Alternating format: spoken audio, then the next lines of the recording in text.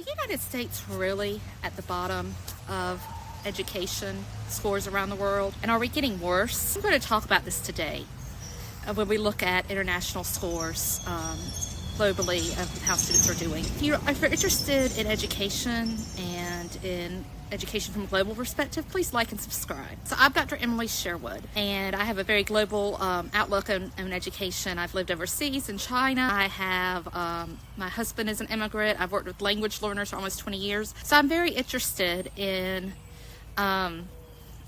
global education, what you might call comparative education, how education's done around the world and how that works, or doesn't work. The good things about the United States education system, the bad things. So today I'm going to talk about our standing, meaning the United States standing. I am licensed in the United States now, and I'm an American citizen in the world, as far as education. So our new president has a lot of opinions about different things, and one of his opinions is that we just need to get rid of the Department of Education because it hasn't worked, because the United States is the worst in the world. That's what he says. We're at the bottom, and we're just getting worse. So is that really true? So we do have some evidence that gives us an idea of what's going on in the United States compared to other countries, and that's called the PISA test, and it's a program for international student assessment, and we call it PISA.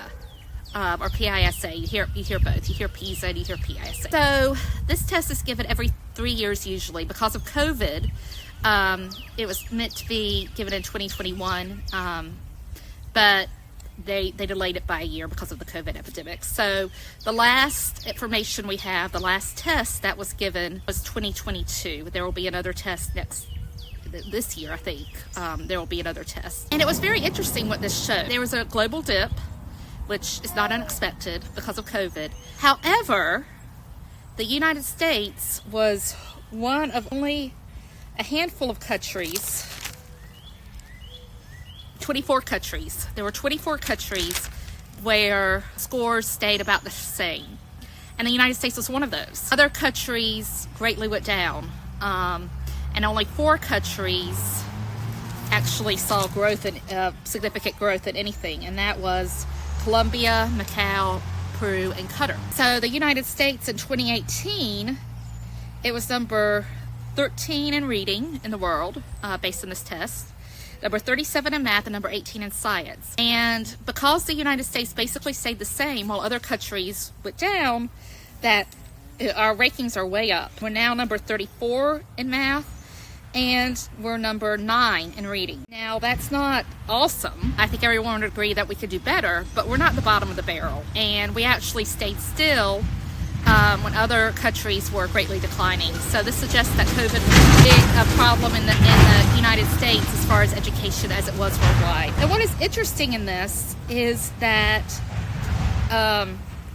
that countries that are considered really good, particularly in Europe, really saw a significant drop much during this time of COVID, much more than the United States, which, like I said, kind of stayed still. So overall, globally, the world lost 1/2 of a year in reading and 3/4 of a year in math, and no significant difference in science. And our scores now, in 2022, they weren't significantly different from other countries that might be considered to have better education systems, at least by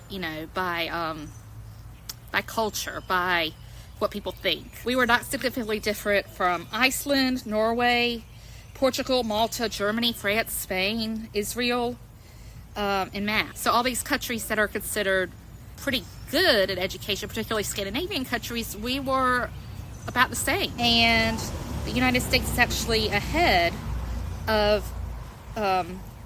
in reading, ahead of some of the countries that are considered really good at education, particularly Finland, Hong Kong, Macau, Australia, and the UK. So globally, we're not at the bottom of the barrel, and we actually held up better than a lot of countries during the COVID crisis.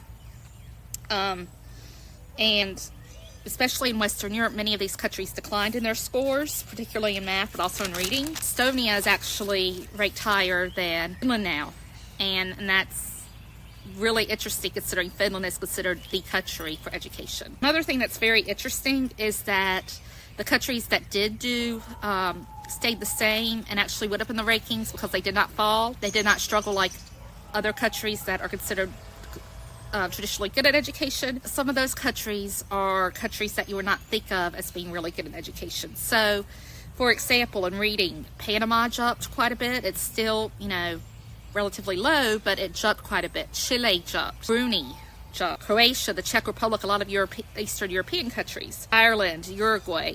So some of these countries that you don't traditionally think of as being good actually, in rank, did better than other countries. So this is a suggestion that COVID had more of an effect, particularly in Western Europe and some of these more countries that might be considered more developed. So this suggests that there's kind of a realignment in worldwide education, and countries that traditionally were thought of as good, particularly in Western Europe, are struggling and declining, whereas other countries that consider developing countries are getting better in education. And the United States, like I said, it stays the same. So we are not the bottom of the barrel, and we're not declining a lot. Now, of course, the question is what happened after 2022, because it's been almost 3 years and things change pretty rapidly sometimes in education. So I'm going to talk about in the next video. I'm going to talk about NAEP scores, which are the national scores for the United States, the National Assessment of Educational Progress. So I hope you join me then. Have a great day